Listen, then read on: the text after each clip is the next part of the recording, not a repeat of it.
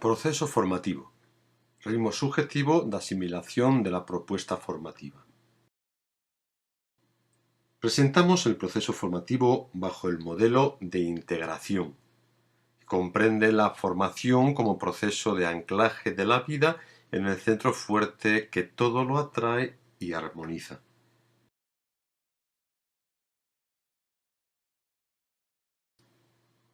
El modelo de integración nos lo ofrece Amedeo Cencini.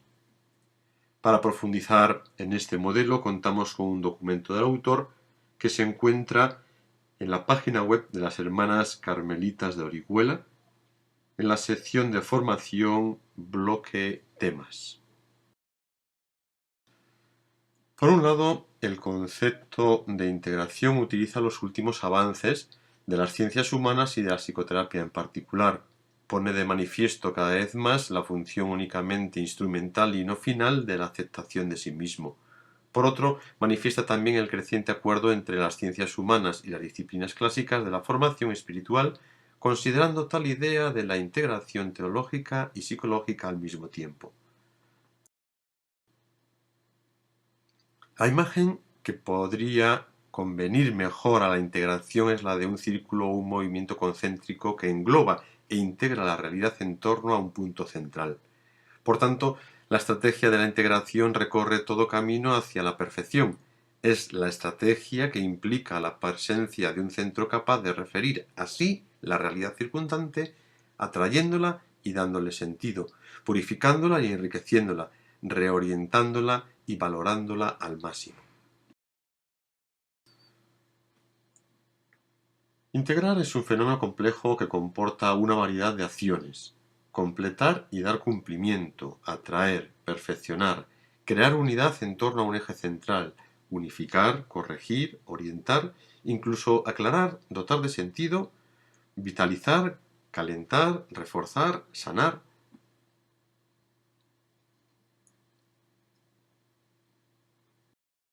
En el caso de una persona en formación, ese núcleo central parece asumir toda la complejidad del logos, del pathos y del eros que forman parte de toda la vida humana y del mundo interior del sujeto en formación.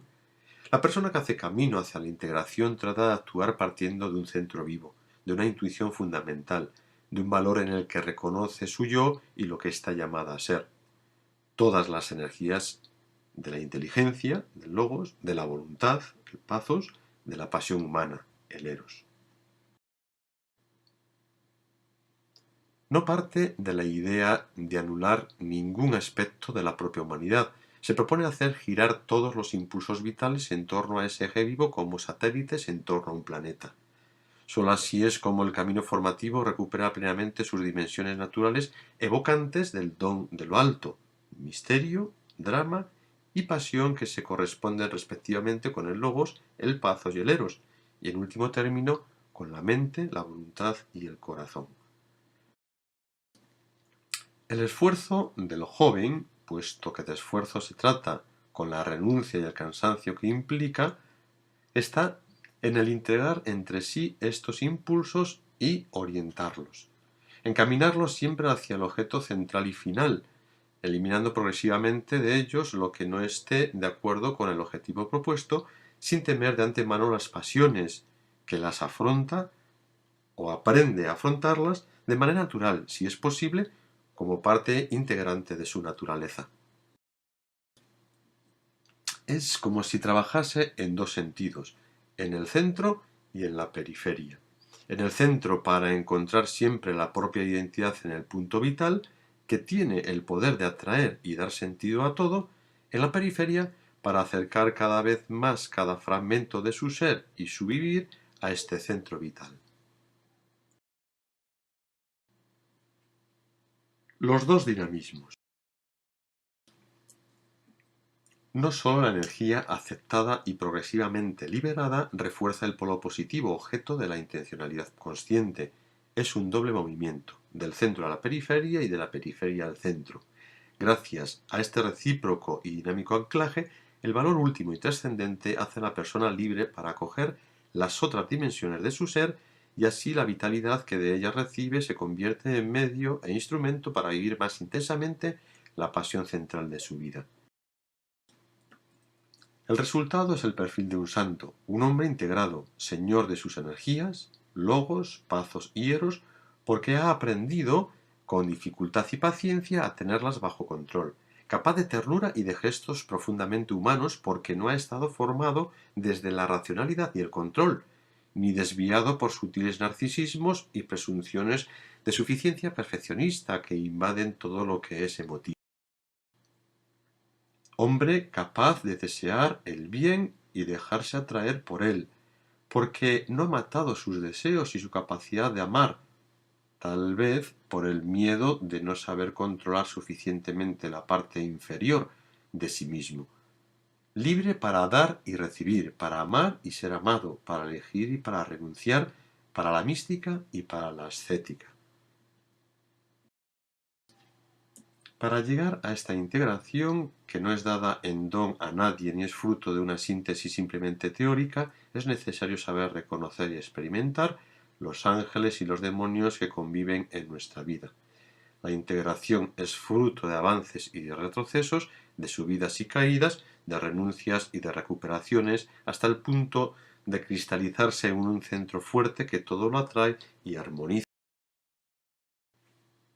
Las dos fases. Por otra parte, sabe que no puede dejar las cosas como están, contentándose con tomar nota de lo que es y de sus propios males. Trabaja sobre sí mismo en dos fases, una negativa y de purificación y otra positiva de descubrimiento del sentido profundo. Fase de purificación, fase de integración de la conciencia. La fase de purificación, la primera, tiene un carácter negativo, implica esfuerzo y renuncia a saber decir no a ciertas llamadas instintivas. En la primera fase, el sujeto debe aprender a contrastar las llamadas instintivas porque las siente en desacuerdo con la propia identidad y verdad interior, con lo que quiere realizar y llegar a ser. Las siente alienantes y no en sintonía, las soporta y hace todo lo posible por mantenerlas bajo control y no ser dependiente de ellas. No se reconoce en ellas y las sufre. En la práctica, resulta importante conocer el proceso de formación de ciertas motivaciones inconscientes que pueden conducir a inmadurez e inconsistencia o que pueden derivar de ellas y a su vez reforzarse, porque al menos en parte son procesos de los que somos responsables y que pueden ser prevenidos, detenidos o contrastados. La segunda fase de integración de la conciencia es la fase positiva de la integración que se inicia con la recuperación ante todo del conocimiento propio. En esta segunda fase, la primera y fundamental integración es la de la propia conciencia, así podremos decir que es la condición por la que se pone en marcha el dinamismo de la integración. El mayor desafío de la inconsistencia es que todo corre el riesgo de producirse más allá de la conciencia del individuo. Es un gran problema para nosotros. Por otro lado, contamos en nuestra estructura formativa con numerosos instrumentos y posibilidades de crecimiento al servicio de los jóvenes, y de otro, debemos admitir que a pesar de todo estas estructuras no funcionan o nosotros mismos no funcionamos, si bien es cierto que nuestros jóvenes no avanzan suficientemente en el conocimiento de sí mismos, aun contando con múltiples ayudas y estímulos a nivel cultural, educativo, moral, disciplinar, experimental, espiritual, litúrgico, tanto a nivel individual como comunitario, en diversos contextos y con la ayuda de diferentes agentes, director espiritual, educador, animador, confesor, rector, profesores con amplia experiencia. Quisiera decir qué clase de formación es la que logra individuar y hacer individual el problema central del sujeto. No podemos decir que sea culpa del sujeto o del insuficiente compromiso, ya que a estas alturas de poco serviría su buena voluntad y su sincero deseo de ofrecerse íntegramente al Señor, si hay algo que se lo impone y no sabe qué es. Integración en torno a la cruz. Este es el punto de partida del proceso de integración. Se ha descubierto lo que está en el centro de la vida del sujeto, sin que él lo supiese, y que ha corrido el riesgo de desviar su camino formativo.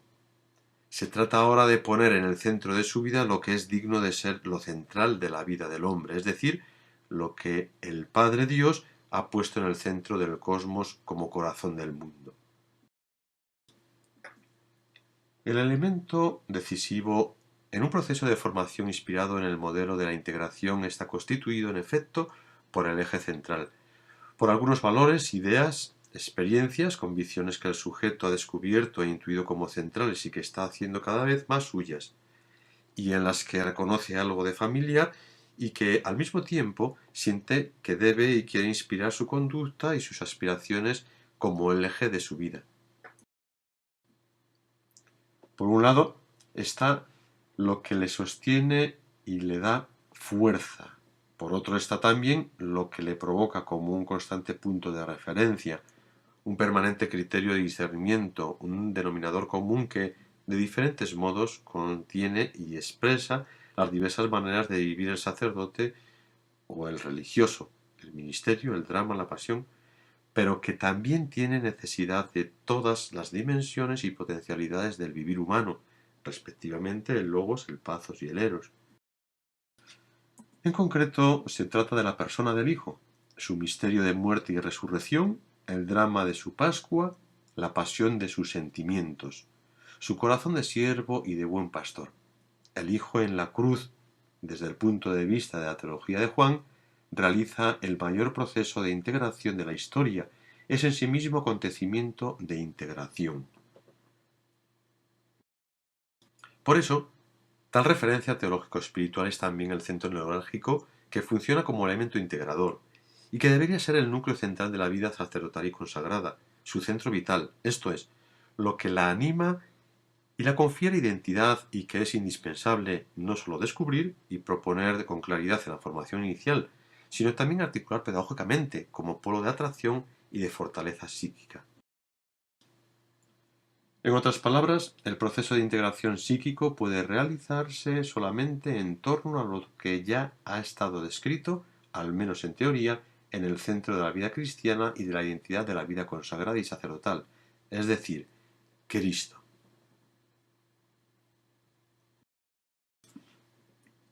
A esta centralidad cristológica debe corresponder, por así decirlo, una centralidad psicológica o psicopedagógica que en definitiva no es otra que el proceso de recapitulación y de reafirmación de la paz de la que habla Pablo, operación compleja que viene de lejos y que debe durar toda la vida, pero que puede y debe comenzar necesariamente en la formación inicial. Se tratará entonces de poner verdaderamente la cruz en el centro de la vida del joven, casi de clavarla en el corazón para que descubra progresivamente cómo solamente el misterio de la cruz del Hijo puede dar sentido, logos, a todas las cosas. Solo el drama de la Pascua del Señor hace sentir la responsabilidad igualmente dramática, pathos, de la propia opción. Solo la pasión de amor manifestada en la cruz puede juzgar la historia personal y orientar el amor, eros. Solamente el misterio de la cruz del Hijo, como signo del más grande amor elevado en la tierra, puede dar sentido, logos, a todas las cosas, al pasado y al presente, y transformar el mal en bien, lo absurdo en lógico. Solo el drama de la Pascua del Señor hace sentir la responsabilidad igualmente dramática, pathos, de la propia opción, de proyectarse más allá de sí mismo poniéndose en las manos de alguien mayor, y de tener el valor de optar también por la entrega de sí mismo. Solo la pasión de amor manifestada en la cruz puede juzgar la historia personal y orientar el amor, el eros. formar la conciencia e iluminar los ojos de la mente, poner al descubierto el egocentrismo inconsciente e inconfesado. La cruz es la verdad de la vida.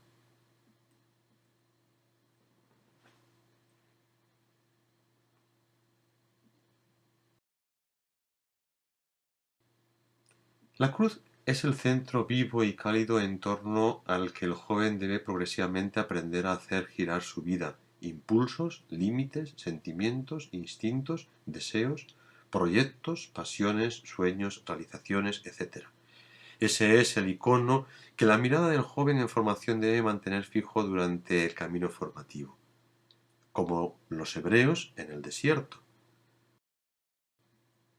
Este modelo formativo está articulado en tres diferentes y convergentes direcciones, está constituido en torno a lo que es el centro y está en el centro de la vida humana, de modo que podrá en verdad constituir una referencia válida en la actualidad.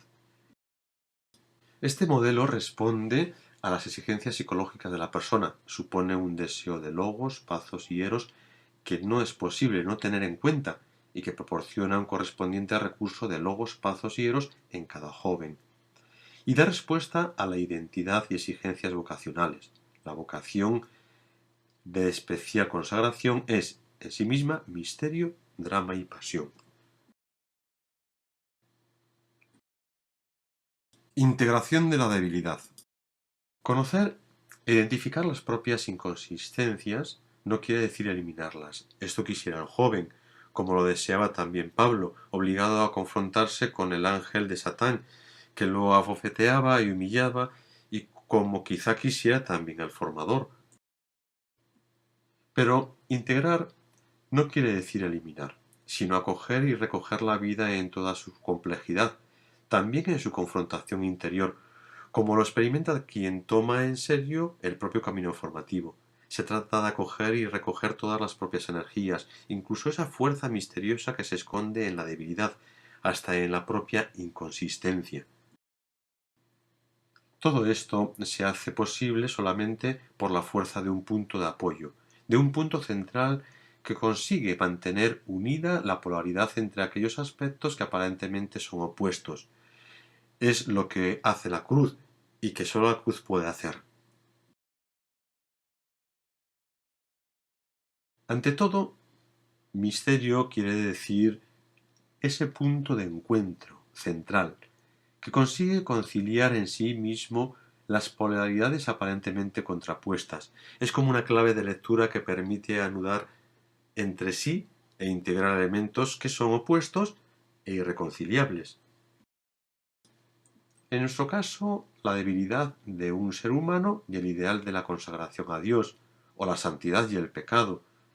En la cruz nosotros vemos perfectamente realizada esta síntesis entre el amor de Cristo por el Padre y por la humanidad entera y el pecado del ser humano que el Hijo carga libremente sobre sus espaldas.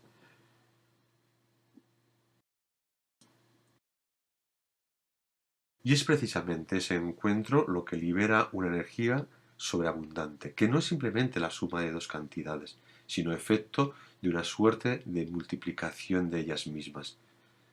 Por eso el misterio no es sólo una clave de lectura e interpretación de lo real, sino más bien un dinamismo vital, un punto de apoyo, fuerza que se proyecta, energía que logra soluciones, coraje para decidir.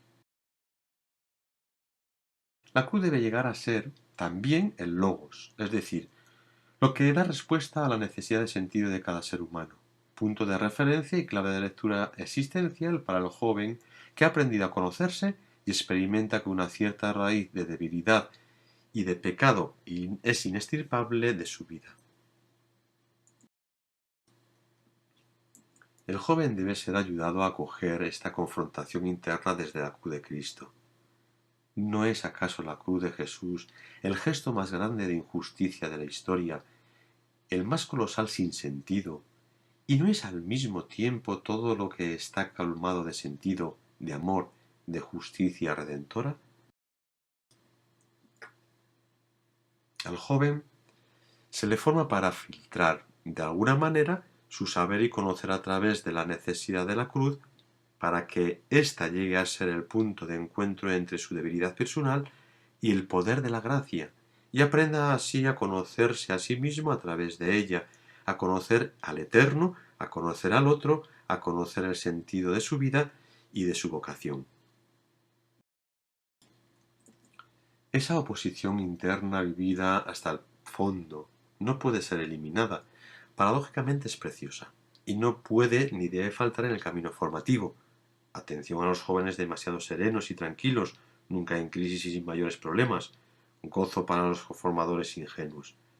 En concreto, el joven es educado, formado para servirse de su debilidad experimentada en la perspectiva de la cruz,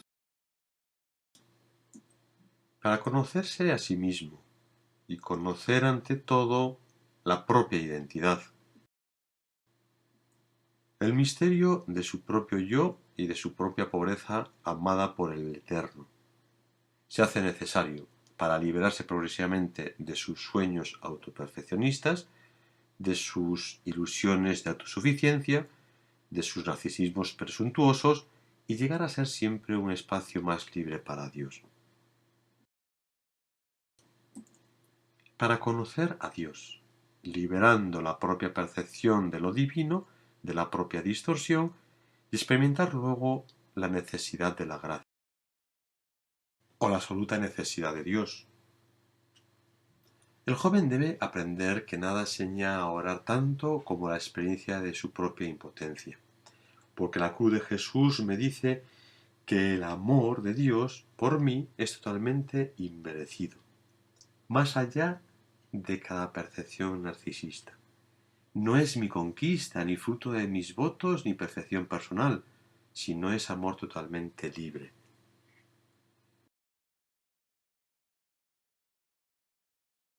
Para conocer al otro, liberando esa percepción de la contaminación del propio narcisismo. Narcisismo que es incapaz, por definición, de entender y comprender el tú. El otro solo es conocido correctamente a partir de la misericordia y de la experiencia personal de aquella misericordia.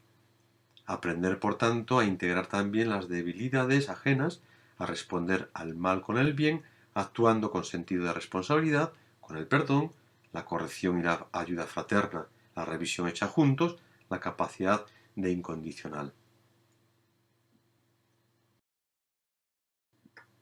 Entonces, quien integra el propio mal y la propia impotencia en la perspectiva de la cruz de Jesús, se libera de sus percepciones distorsionadas y de sus irreales expectativas en relación con la propia vocación y con el propio futuro, con la vida comunitaria y con el apostolado. Llegados a este punto, esa pobreza sufrida y combatida está ahora integrada y se descubre cargada de sentido, pues en absoluto ha de ser eliminada. Así, esa pobreza llega a ser cada vez más útil en el proyecto formativo, tiene un enorme potencial liberador, se hace confrontación ineludible y prueba creíble de la autenticidad del camino. Es como una constante presencia para recordar algo que de ningún modo puede ser olvidado ni puesto entre paréntesis.